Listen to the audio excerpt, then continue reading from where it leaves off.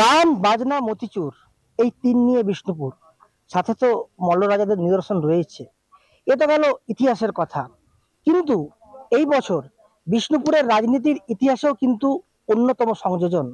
এই বছর এই বিষ্ণুপুর লোকসভা কেন্দ্রের লোকসভা প্রার্থী হলো যুযুধান দুই পক্ষ, বিজেপি এবং তৃণমূল। তারা আবার প্রাক্তন স্বামী এবং স্ত্রী, সবে মিলে জমে উঠেছে বিষ্ণুপুর লোকসভা কেন্দ্রের লোকসভার লড়াই। একটা সময় 2019 সালে যখন সৌমিত্র খাঁ, যিনি বিজেপির প্রার্থী ছিলেন, তিনি এই মাটিতে প্রবেশ করতে পারেননি আইনি জটিলতার কারণে। তার হয়ে গুরুদায়িত্ব নিয়েছিলেন তার প্রাক্তন স্ত্রী সুজাতা মণ্ডল। তিনি পুরো বিষ্ণুপুর লোকসভা কেন্দ্রে কিন্তু ভোট প্রচার করে সৌমিত্রবাবুকে সংসদ ভবনে পাঠিয়েছিলেন। আজ ভাগ্যের পরিহাসে সৌমিত্রবাবুর বিপরীতে দাঁড়িয়েছেন তার প্রাক্তন জায়া সুজাতা দেবী। তিনি তৃণমূল হয়ে দাঁড়িয়েছেন। এখন বিষ্ণুপুরবাসী কি বলছেন, কার পাল্লা ভারী, কে জিততে পারে?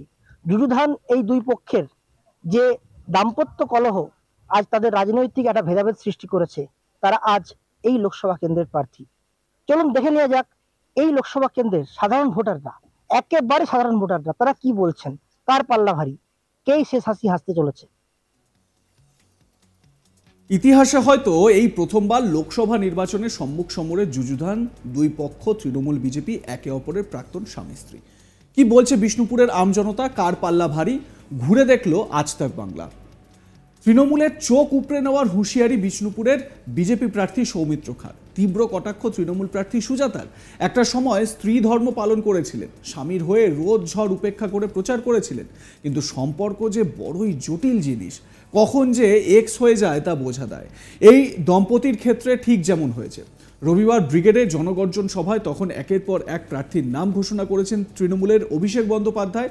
সাসপেন্স তখন তুঙ্গে। সব নাম ঘোষণার পর এলো বিষ্ণুপুর কেন্দ্রের প্রার্থীর নাম বলার পালা। যারা রাজনীতি নিয়ে চর্চা করেন তারা হয়তো এক প্রকার ধরেই নিয়েছিলেন ওই কেন্দ্রের প্রার্থী কে হতে পারেন। সেই মতোই সুজাতা মণ্ডলের নাম ঘোষণা করেন অভিষেক।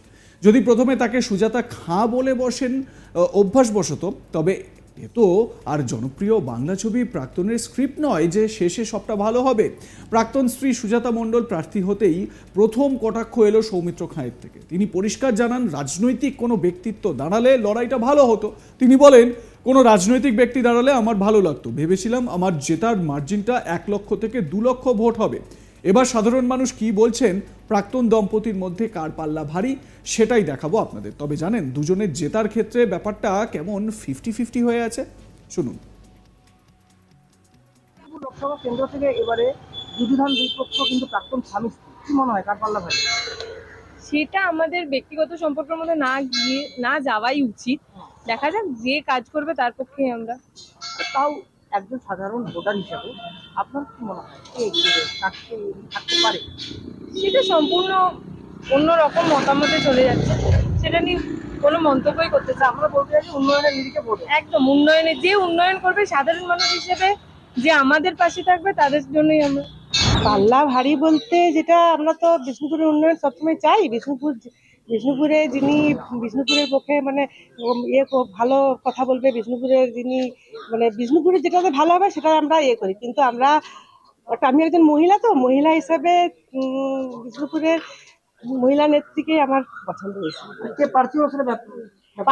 প্রার্থী যেই হোক, মানে আমি চাই যে নারীরা উন্নতি হোক, নারীদের মানে মহিলারা আরো যাতে এগিয়ে যেতে পারে, সেই রকম একটা আমি। দেখুন, আমাদের যে উন্নতি করবে আমরা তার থেকেই পাল্লা ভারী। আমাদের উন্নতি, আমরা বিষ্ণুপুরের উন্নতি দেখবো। আমাদের যা কিছু হচ্ছে আজকের দিনে, কল জল, চাষবাস, নানা রকম যা উন্নতি হচ্ছে আমরা সেগুলোই আমরা। না, কে প্রার্থী আমাদের ম্যাটার নয়। যে উন্নতি করবে আমরা তার দিকেই থাকবো। দেখুন, স্বামী স্ত্রী ম্যাটার করে না, আমাদের বিষ্ণুপুরের উন্নয়ন চাই, আমাদের বিষ্ণুপুরের পরিকাঠামো ডেভেলপমেন্ট হোক, বিষ্ণুপুরের রাস্তাঘাট, বিষ্ণুপুরের শিল্প উন্নয়ন, এগুলোই চাই আমরা। প্রার্থী ম্যাটার করে না, আমাদের উন্নয়নটা ম্যাটার করে। হ্যাঁ, উন্নয়ন চাই। আপনার সাধারণ বাসিন্দা, স্থানীয় বাসিন্দা, হ্যাঁ, আপনাদের কি মনে হচ্ছে কার পাল্লা ভারী, কি মনে হচ্ছে সাধারণ বাসিন্দা হিসেবে? ওটা এখন থেকে কিচ্ছু বলা যাবে না। আমরা কাজ যেরকম হবে মানুষ চাইবে সেরকম মানুষই দিবে।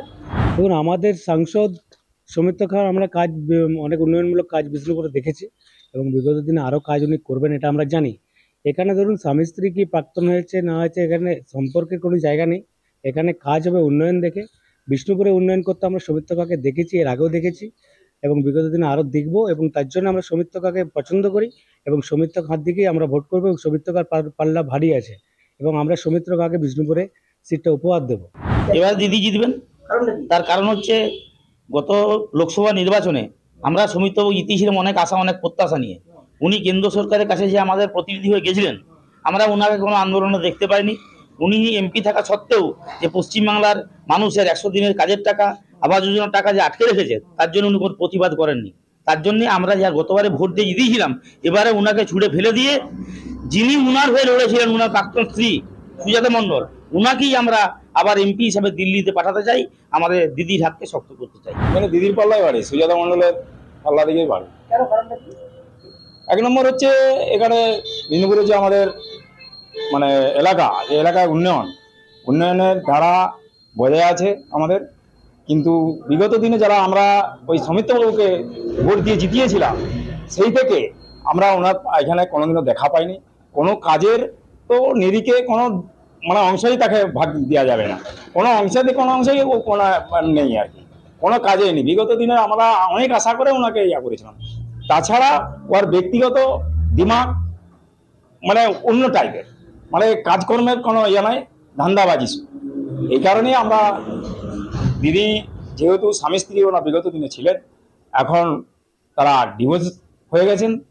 সুজাতা মণ্ডল গত ইলেকশনে মানে লোকসভায় সমিতিকায়ের প্রচারে উনি অগ্র ভূমিকা গ্রহণ করেছিলেন, কিন্তু গ্রহণ করার পরে ওনার মুখ দিয়েই ওনাকে ভোটে উনি জিতেছিলেন।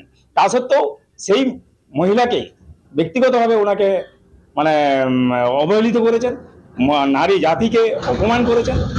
সেই মহিলারাই, আমার এলাকার মহিলাকেই জিতাবে, এটাই আশা রাখি।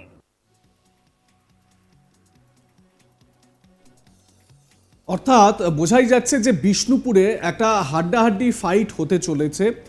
বিষ্ণুপুরবাসী কেউ কেউ বলছেন যে সৌমিত্র খা খুব ভালো কাজ করেছেন, আবার অনেকে বলছেন যে সুজাতা মণ্ডল এখানে জিতবেন।